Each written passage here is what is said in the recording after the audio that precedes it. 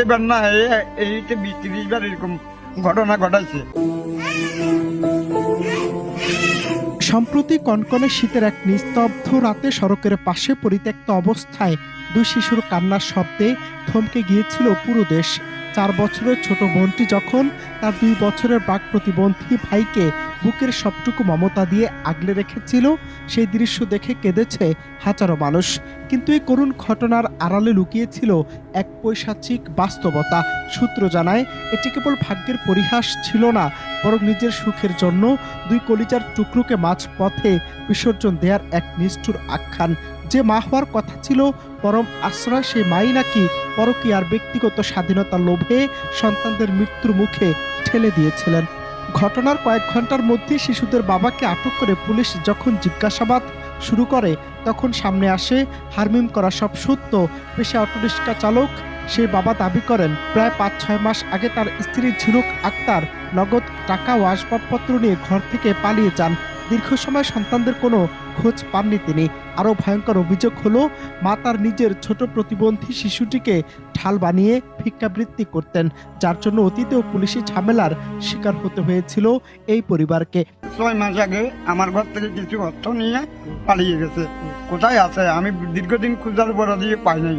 News হওয়ার পরে দিয়ে আমি জানতে পারি যে আমার থানা ওই থানার আন্ডারে আছে। আমার সন্তানদেরকে আমি করছি কিন্তু পাই নাই। বিদায় আমি আসি মোহন সাহেবের সাথে দেখা করছি ফেসবুকে দেখার পরে এবার না এইতে 20-30 বার এরকম ঘটনা ঘটাইছে। জায়গায় নিবে বাসা ভাড়া নিবে এর কাজে এটা আমার ছেলে মেয়েকে আমার আম্মুর কাছে। তদন্ত সংশ্লিষ্ট বিভিন্ন সূত্রের দাবি, এই ঘটনার মূলে রয়েছে পরকীয়া প্রেম। স্বামীর ঘর থেকে পালিয়ে আসার পর নিজের নতুন জীবনের পথে সন্তানদের বোঝা মনে করতে শুরু করেন ওই নারী। নিজের তথাকথিত সুখের পথে দুই অবুঝ শিশুকে বাধা হিসেবে দেখে তাদের রাস্তার ধারে ফেলে দিয়ে মুক্তি পেতে চেয়েছিলেন তিনি। একপাশে যখন 4 বছরের বোনটি তার ভাইকে ঠান্ডার হাত থেকে বাঁচাতে নিজের ছোট হাত দিয়ে জড়িয়ে ধরে রেখেছিল, ঠিক অন্য পাশে তখন জন্মদাত্রী মা লোকচক্ষুর আড়ালে পালিয়ে যাচ্ছিলেন। মানুষদের বিবেককে নাড়িয়ে দেওয়ার জন্য এই একটি দৃশ্যই যথেষ্ট। চট্টগ্রামের আনোয়ারার এই ঘটনা আমাদের সমাজে নৈতিক অবক্ষয়ের এক চরম দলিলে পরিণত হয়েছে। পুলিশের তৎপরতায় বাবা গ্রেফতার হলেও মূল রহস্যের চাবিকাঠি এখন পলাতক মা ঝিনুক আক্তারের হাতে।